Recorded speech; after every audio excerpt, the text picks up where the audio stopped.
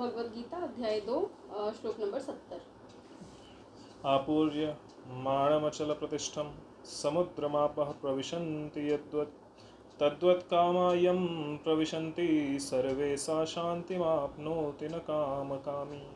जैसे नाना नदियों के जल सब ओर से परिपूर्ण अचल प्रतिष्ठा वाले समुद्र में उनको विचलित न करते हुए ही समा जाते हैं, वैसे ही सब भोग जिस स्थित प्रज्ञ पुरुष में किसी प्रकार का विकार उत्पन्न किए बिना ही समा जाते हैं, वही पुरुष परम शांति को प्राप्त होता है, भोगों को चाहने वाला नहीं। इससे पहले भी हमने वही बात की थी। स्थित प्रज्ञ इंसान जो हर काम करता तो है लेकिन उसमें लिप्त नहीं होता, उसके होने या ना होने से उसके ऊपर कोई फर्क नहीं पड़ता। तो भगवान वही चीज यहाँ पर भी क्लियर कर रहे हैं, है ना। उन्होंने एग्जाम्पल दिया यहाँ पर कि जिस जैसे उसमें पिछले वाले श्लोक में जैसे बताया गया था कि जो ज्ञान स्वरूप परमानंद है वो बाकी सभी प्राणियों के लिए, नॉर्मल इंसानों के लिए रात्रि के समान है। मतलब वो उस पर ध्यान नहीं देता, जब ज्ञान की बात होती है तो वो सो जाता है। और ज्ञान की जब ज्ञान की बात होती है तो नॉर्मल प्राणी सो जाता है, भोगी आदमी जो होता है। लेकिन वही जो ज्ञान की बात है, वो जो सांसारिक सुख और भोग में लिप्त नहीं, उन लोगों के लिए वही समय दिन के समान है। और जो भोग का टाइम है वो इन लोगों के लिए जो भोग विलास में नहीं, उनके लिए वो रात्रि के समान है।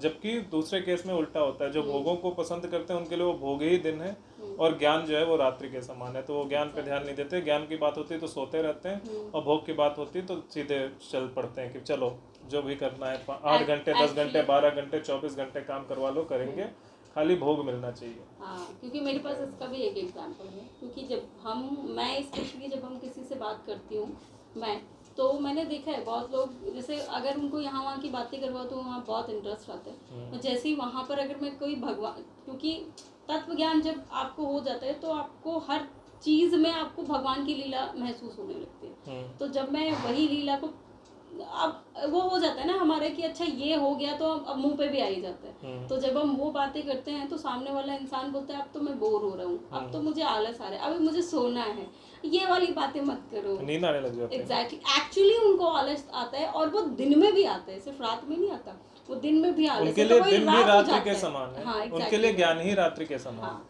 तो उनको जैसे ही ज्ञान की बातें करोगे तो उनको आलस आना चालू हो जाएगा, है ना। तो यही चीज़ भगवान जी ने लिखी है और मतलब बताई है। और नेक्स्ट में यहाँ पर भी वही चीज़ बोल रहे हैं कि एग्जाम्पल जो दिया है यहाँ पे एक्सप्लेन बहुत अच्छे से किया गया है। जैसे नाना नदियों का, बहुत सारी नदियों का मतलब बहुत सारे जो भोग विलास हैं उनका जल, अब नदियों का जल, सभी विभिन्न प्रकार की नदियों को विभिन्न प्रकार के भोगों से कंपेयर किया जाता है।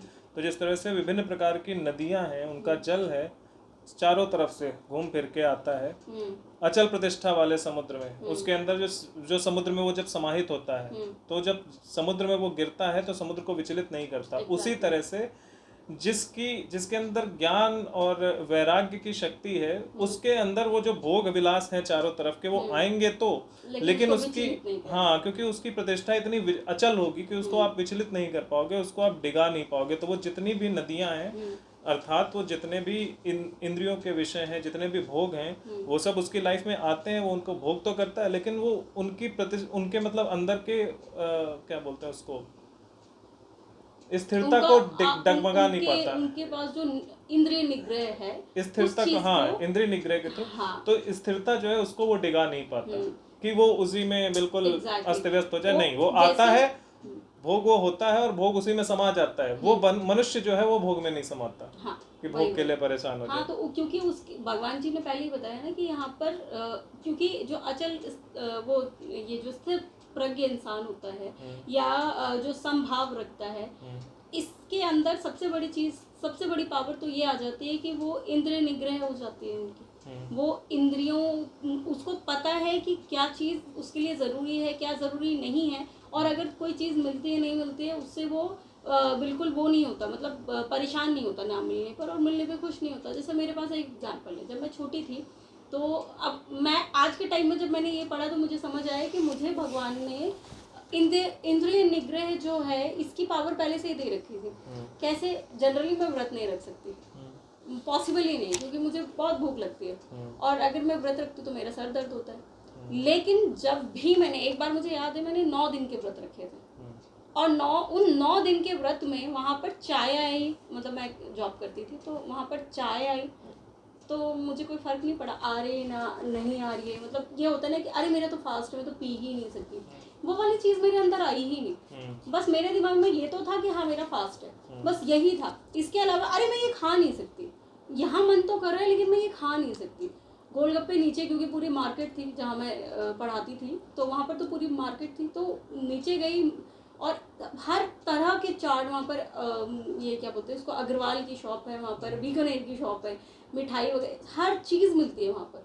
लेकिन मैं वहाँ से उतरती थी और अपने घर, और मैं एक भी बार ये नहीं आया कि यार आज इस चीज़ का मन भी कर रहा है। बस ये था कि हाँ मेरा फास्ट है, बस ऑफिस गए, ऑफिस से घर आ जाए, बस।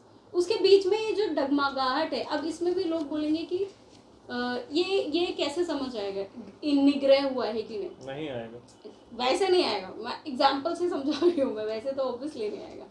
अगर मैंने फास्ट रखा है, सोचते कैसे उनको नहीं आएगा। हाँ जिनको ऐसा लगता है ऐसा कैसे हो सकता है, नहीं हो सकता, इट्स नॉट पॉसिबल। हाँ ऑब्वियसली, क्योंकि आपने समझने की कोशिश नहीं की ना, इसीलिए नहीं समझ आ रहा है। और मैंने बताया ना, मुझे पहले नहीं पता था कि मुझे ये मेरी जो पावर है ये इंद्रिय निग्रह की है। वरना लोग इंद्रिय कंट्रोल का भी तो सोच सकते हैं ना कि इंद्रियों पे कंट्रोल है। कंट्रोल क्या है कि आपका मन तो जाएगा उसमें, यार गोलगप्पे मिल रहे हैं आज, लेकिन आप दूसरे टाइम सोचोगे कि नहीं मेरा फास्ट है तो मैं नहीं खाऊंगा, और ये हो गया इंद्रियों पे कंट्रोल करना। और इंद्रिय निग्रह वाला जो है उसमें क्या है कि आपका दिमाग ही नहीं जाएगा वहाँ पर। आपको पता है, आपको चीज़ें दिखेंगी, लेकिन ये नहीं आएगा कि नहीं मुझे खाना है, या मुझे उसको देख के कोई फीलिंग आए कि मन ललचा रहा है, ये वाली चीज़ नहीं आएगी। इंद्रिय निग्रह होता है। हाँ, कोई फीलिंग नहीं आएगी, कोई फीलिंग नहीं, ना अच्छी ना बुरी, कोई फीलिंग नहीं आएगी उसमें। निग्रह का मतलब ही तो कंट्रोल होता है। कंट्रोल नहीं होता ना। क्या होता है निग्रह का मतलब? यही कि एक टाइम जब वो आता है कि आपको फर्क ही नहीं पड़ता उस चीज़ पे। कंट्रोल तो मन है, लेकिन मैं कर लूँगा कंट्रोल। और दूसरा वो होता है कि इससे पहले हमने फोन उठाना मेरा, इससे पहले हमने बात की तो है, देखते हैं ना, कॉन्शियसनेस था, आई थिंक इंद्रिय कॉन्शियसनेस ऐसे कुछ था। मैंने भी पता चल जाएगा ना। निग्रह का जो मुझे लगता है वो कंट्रोल है, कंट्रोल नहीं है, देख लेते हैं ना, पता चल जाएगा। और हमने बात भी की इससे थोड़े दिन पहले, हमने बात की, आई थिंक 63 में बात की हमने। 63 में श्लोक 63। हाँ वही है। इंद्रिय निग्रह का मतलब है अवरोध, रोकना। और वो देखो, और इंद्रिय संयम का मतलब है कि कंट्रोल करना। नहीं, संयम कंट्रोल नहीं, निग्रह कंट्रोल है। और जो संयम है वो ऑटोमेटेड है, जो तुम बता रहे हो बस बात वही है, बट इधर का उधर है। संयम मतलब सब कुछ आ गया लाइन पे, दोबारा पढ़ लेंगे। निग्रह का मतलब है, नहीं तो बात तो वही है ना, समझ तो आ ही गया ना। तो बात वही है कि पहले आप कंट्रोल करते हो और उसके बाद आपकी बॉडी, जरूरी नहीं सबको कंट्रोल करना पड़े। जैसे कुछ लोगों का है निग्रह जो है वो कंट्रोल है। निग्रह का मतलब है कि आपने इंद्रियों पर कंट्रोल किया कि ये करना है ये नहीं करना है, और फिर एक समय आता है कि इंद्रिय संयम हो, वो अपने आप संयमित हो जाती है। आपको कुछ करने की जरूरत नहीं, उन्हें पता है कब क्या करना है कब क्या नहीं करना, क्योंकि वो आत्मा के कंट्रोल में चली जाती है, तो वो इंद्रिय संयम हो जाता है। हाँ तो फिर हाँ वही, फिर मैं एग्जांपल फिर दोबारा दे देती हूँ। अरे तो रुको तो आओ तो। हाँ तो फिर मैं एक एग्जांपल दे देती हूँ। जैसे कि मैं बचपन में जब मैं छोटी थी तो मतलब नॉर्मल 12th के बाद की बात है, तो मैं पढ़ाती थी एक जगह इंस्टीट्यूट में, तो उसके नीचे मतलब पूरा एरिया ऐसा था जहाँ पर हर चीज़ चाट वाट सब कुछ मिलता था। वैसे मेरे से फास्ट नहीं रखा जाता था कभी भी, लेकिन उस टाइम ऐसा हुआ कि मैंने फास्ट रखा। और जब मैंने फास्ट रखा तो मुझे ये नहीं हुआ कि मुझे कंट्रोल करना है कोई चीज़, मेरे दिमाग में ये था कि मैंने फास्ट रखा हुआ है, दैट्स इट। और उसके बाद पूरा दिन ऐसे ही गया। वहाँ पर चाय वाय मिलती थी तो मेरा उस पर फोकस नहीं गया कि नहीं, एक ये जैसे कंट्रोल और उसका जो है इंद्रियों पे कंट्रोल करना और संयम होना। तो कंट्रोल में तो ये है कि अरे जा तो रहे मन, बट आप खींच के लेके आ रहे हो कि नहीं रुक जा, नहीं जाना आज फास्ट है। और संयम मतलब कि हाँ दिख तो रहा है लेकिन कोई फर्क नहीं पड़ रहा है, क्योंकि इंद्रियों को पता है कि नहीं खा सकते, इसीलिए इंद्रियां वहाँ जा ही नहीं रही, वो ऑटोमेटिकली संयम है। संयम में, क्योंकि वो उसमें लिप्त नहीं होती। एग्जैक्टली, संयमित क्योंकि है, उन्हें पता है कि हाँ, जरूरत ही नहीं है। हाँ, जरूरत नहीं भी है, और आज आज आज करना ही नहीं है ये। एग्जैक्टली, तो वही ना, उनको जरूरत ही नहीं है ना। हाँ। जरूरत होगी तो तुमको बोलेगी बार बार, तब तुम्हें कंट्रोल करना पड़ेगा। लेकिन जरूरत ही नहीं है तो आपको बोलेगी नहीं, और आपको कंट्रोल करने की जरूरत है। हाँ, तो दिमाग में भी आपके वो नहीं आएगा, क्योंकि जब मैं नीचे उतरती थी तो गोलगप्पे, चाट, पकौड़ियाँ, पता नहीं क्या क्या लगा रहता था। और मैं सब बहुत फूडी हूँ ये सब चीज़ों में तो मैं नंबर 1 हूँ। और फूडी होने के बावजूद जो मेरा ये मैंने फास्ट रखा, उस टाइम तो मुझे समझ नहीं आया कि ये क्या है। मैं उस टाइम खुश हो रही थी, वाह मैंने कर लिए 9 दिन, वो जो देवी माता के 9 दिन के नवरात्रों के होते हैं, वो 9 दिन मैंने रख लिए, और मुझे यकीन नहीं हुआ। मैंने बोला चल ठीक है, अच्छी बात है, मैंने कर लिया। बट आज के टाइम में मुझे ये समझ आता है कि वो एक्चुअली इंद्रिय संयम भगवान ने ऑटोमेटिकली अंदर दे रखा है। और हर किसी में कोई ना कोई ऐसी क्वालिटी होती है जिसकी वजह से वो भगवान की तरफ अट्रैक्ट हो सकता है, देखा जाए। हाँ, यही मैं बोलने जा रहा था कि जैसे कई बार आपको ऐसा होता है कि इंद्रियों को कंट्रोल करना पड़ता है, और फिर उसके बाद वो संयमित हो जाते हैं, फिर आपको कुछ नहीं करना। कई केसेस में ऐसा होता है कि आप पैदा ही होते हो उसके साथ में, कि आपको कुछ करने की जरूरत नहीं है, आपकी इंद्रियां ऑलरेडी उसमें रहती हैं। उसमें अगर आपने ये गलती की कि इंद्रियों में ज्यादा घुसने की कोशिश करो कि तू ये भी ले ले, ये भी ले ले, तो इंद्रिय जो है वो कंट्रोल से बाहर चली जाती है। बट इनिशियली आपके कंट्रोल में रहती है। 2 चीजें ये होती है। तो अब इसमें वही उसी का है सीधी तरह से, कि जो नदियों का जल है सभी ओर से समुद्र में जाता है, लेकिन समुद्र में ना वो बड़ी लहरें नहीं उत्पन्न कर पाता, क्योंकि समुद्र की लहरें खुद बहुत बड़ी हैं। उनको तुम विचलित नहीं कर सकते। इन द सेम वे जो अलग अलग तरह के भोग होते हैं ना, वो क्योंकि भोग जो होते हैं वो बहुत विचलित करने वाले होते हैं, लेकिन वो जिस मनुष्य के अंदर जा रहे हैं, अगर वो स्थिर प्रज्ञ है, अगर वो वैराग्य और इन सब चीजों में ज्ञान के तरफ झुकाव है उसका, और उसमें लगा हुआ है, तो जितने भी भोग हैं जो सबको विचलित करते हैं, उस इंसान को विचलित नहीं कर पाते, क्योंकि उस इंसान के अंदर जो ज्ञान की लहरें हैं वो इतनी बड़ी हैं कि उसको इसकी जो भोग की लहरें हैं वो उसको उस पर कोई असर ही नहीं डाल पाती, और वो जो ज्ञान की लहरें हैं वो इसको आके खत्म कर देती हैं। तो वो उसमें भोग उसके अंदर समा जाते हैं, लेकिन उसको वो विचलित नहीं कर पाते। ये होता है। तो ऐसे ही पुरुष के बारे में कहा गया है कि वही पुरुष परम शांति को प्राप्त हो पाता है, भोगों को चाहने वाला नहीं। क्यों?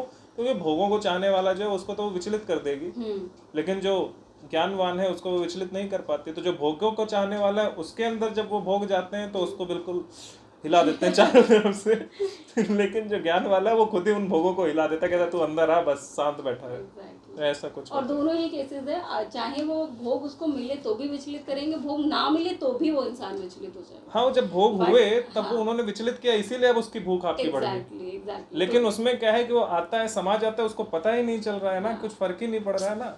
अगर एक प्यासे आदमी को रहना है, दैट्स इट, और ये जरूरत है शरीर की, और हमको खाने हैं। एग्जैक्टली, एक प्यासे आदमी को आपने पानी दिया, हाँ, प्यासे वाले को पानी दिया तो उसने पानी पिया, और पानी पी के उसकी प्यास बुझी।